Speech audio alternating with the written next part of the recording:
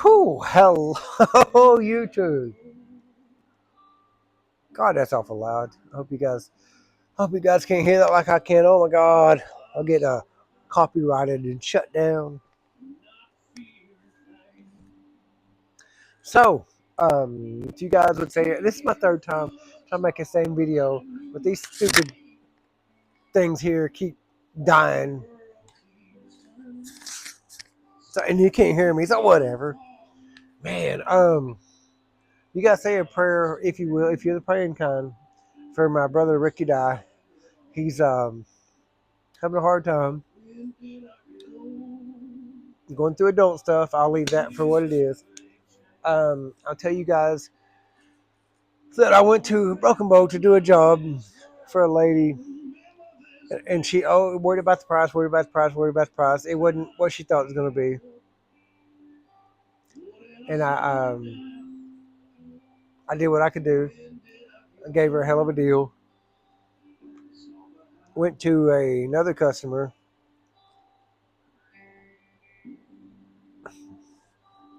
charged a regular price, and as I was leaving Broken Bow, I got a call from a buddy of mine who worked at the fire department with me. I told him I would make this video and I would talk about him. His name is Jay. He worked at the fire department with me. He's moved on to much bigger, much better things. I'll leave that at that. He called me, and this dude, he's got some stroke, if you know what I mean.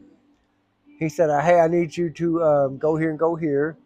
They're waiting on a plumber from Durant who's going to charge him an ungodly amount, 2 hours. And I said, no, forget that. I've got a guy local, but this guy's not going to jump through your hoops. This guy's not going to fill out a bunch of vendor forms. This guy's not going to work for you forever. This guy is going to do the job, and you'll get paid today. This guy. And they said, okay, we need it. We'll do it. I was 5 minutes away. I said, I'll be there in 3. And I made it, and the guys was like, who are you? Like, bro, look at my tag. I'm the plumber. So they worked with me. They were super, super, super nice guys. Super nice guys. Made it through security. Did my thing. They were super impressed. They wanted my card. They said, do you work here? Do you work here? No. I work out of Broken, nowhere else. Not Smithville. Not Atoka. Not New Orleans. Nowhere you guys work am I working. You're lucky. You wouldn't have got me if it wasn't for Jay. And then Jay told me about his house, and then how he's basically turned it into a ranch house, and he used a cattle feeder for a tub. And he said he invoked the spirit of a plumber. He did some crazy stuff, and I said, I love it. Oh, my internet's being stupid, but whatever. So I told you guys about my buddy Ricky. I told you guys about my buddy Jay. I'll tell you what, if you guys don't know Rickey Dye, RickeyDye, look him up on Facebook, look him up on YouTube, give him a subscribe, give him a friend request on Facebook. I promise you he'll take it. He needs all the prayers and all the support he can get right now. He's going through a hard time, and I'll leave that at that. Hey, brother, if you're watching this, I don't think he's a subscriber. Love you to death. I'll do anything in the world for you. I'll be there in the morning if you need me. That's just who I am. So I will drive to McLeod, Oklahoma to be there for Rickey Dye if he needs me. Shawnee, McLeod, same thing. If you guys could give him a prayer or give him an uplifting something, anything, I'd appreciate it. He'd appreciate it. We both love you to death. So with that, I'll tell you about going to work at the mill day one with Jerry Byington. Day one was important. The mill in Valiant Service Paint, because man, it's so loud. I don't know. If I get copyrighted, it's because my music's too loud in the background, whatever. Let me turn that down.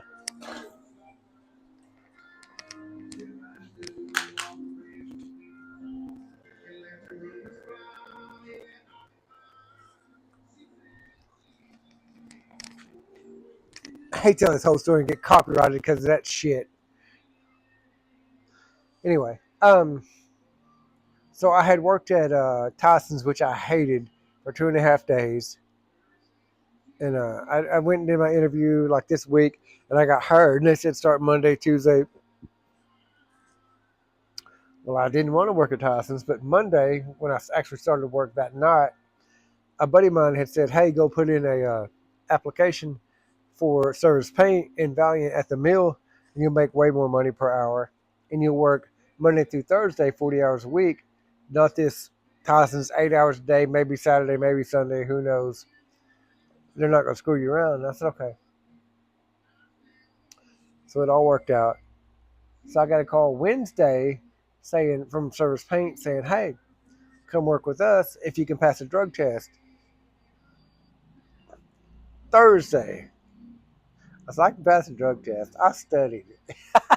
I've got a drug test for years." They said, "You can pass a drug test, you got a job." I said, "Okay, cool." So I worked Monday at Tyson, which I hated. I worked Tuesday overnight at Tyson, which I hated. Wednesday, I got into it with a person, and I cussed him up one side down the other. Not proud of it, but shit happens. I've already got a job. I don't need you or this or that. And I left at lunch, and I went Thursday, and I passed my drug test. And they said, "Can you start Monday?" I said, "Yes, I can." And then I worked there, man, for about 9 months, and I freaking loved it. Loved it. So day one, that's what I'm telling you guys about. Day one at the mill with Jerry Byington.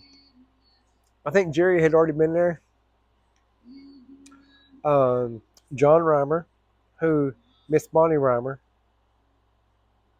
and Charlie Causey will tell you all about. They know him. They know John Reimer. He was my foreman, our lead man, or whatever he was. Man, we was always bumping heads. I'm an asshole, you guys. Why he put up with me so long, I'll never know. He probably hates me to this day, John Reimer. But he does not know what I think of him and how much I appreciate him and how much I love him to death. Like, he don't want to be nowhere around me. When Nipples comes walking up, man, this motherfucker, that bitch. No. I gave him shit because he let me. And I think some small part of him liked me because as many times he fired me, he never fired me. And that's a different story. Oh my God. Man, he was such a good dude. Such a good dude. John Reimer. God damn. I love that dude to death. Man, such a good dude.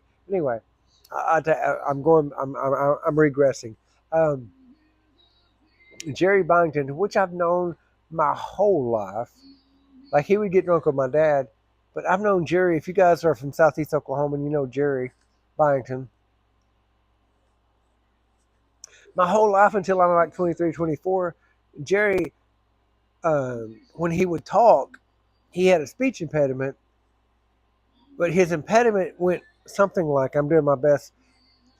Well, now he went, I mean, I don't know. That was his way of saying, I don't know.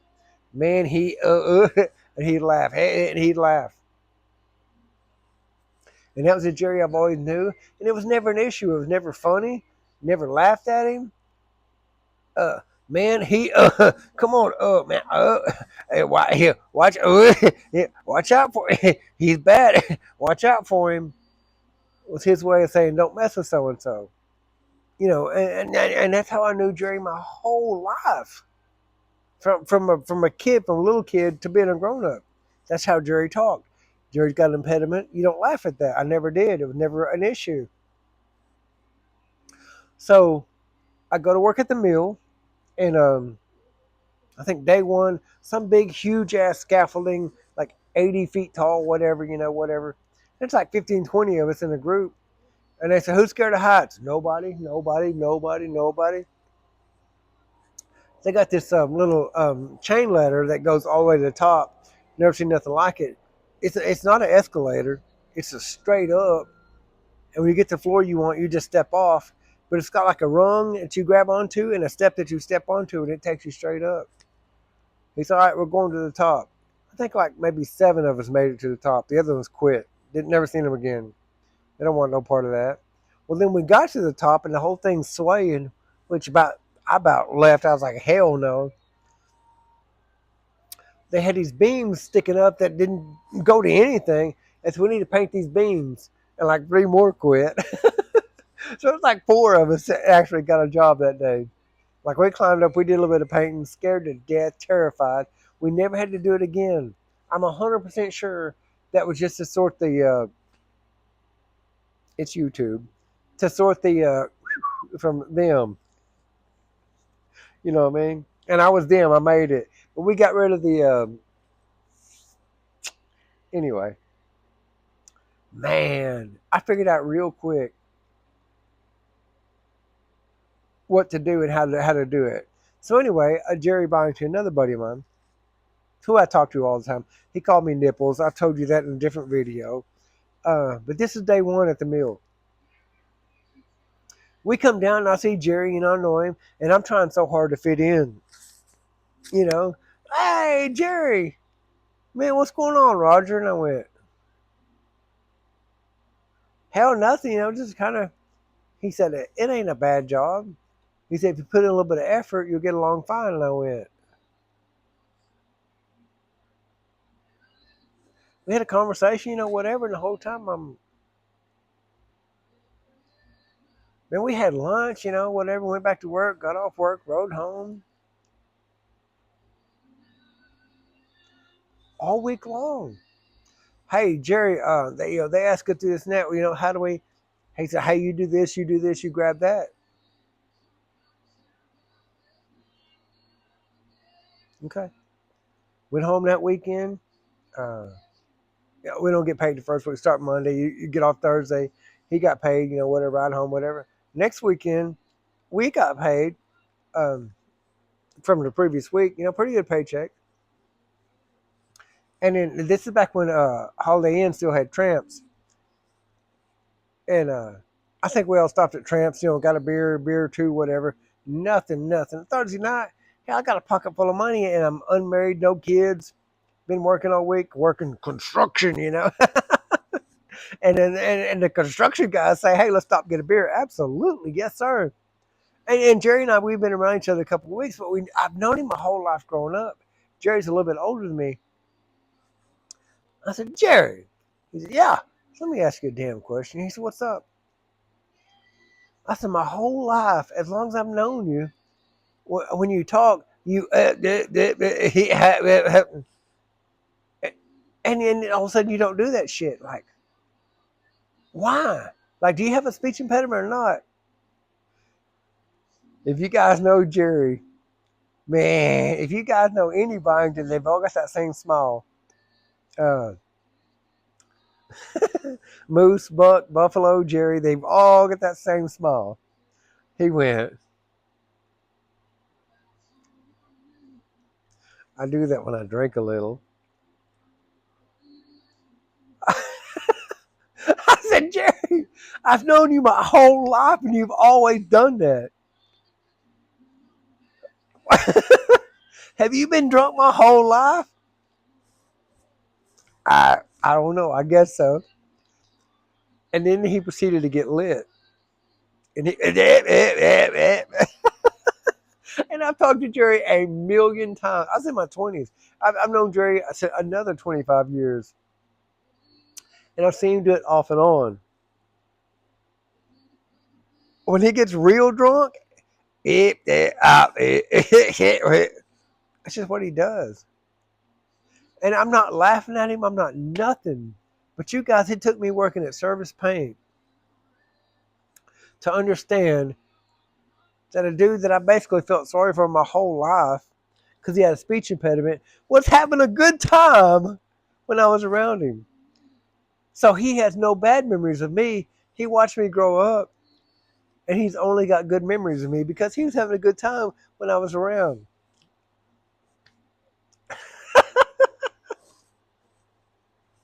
So uh, that's three of my buddies I told you guys about. Uh, Rickey Dye, my buddy Jay, and my buddy Jerry Byington. And going to work at the mill. Um, I still got to tell you about, guys, about Ed and the Double Lot, Ed and the Dog, the Green LA Gears, and Miss Shoemaker in Shawnee. But I'm going to post this one tonight. All right, bye, you guys. Love you to death. Say a prayer for Rickey Dye. Please and thank you.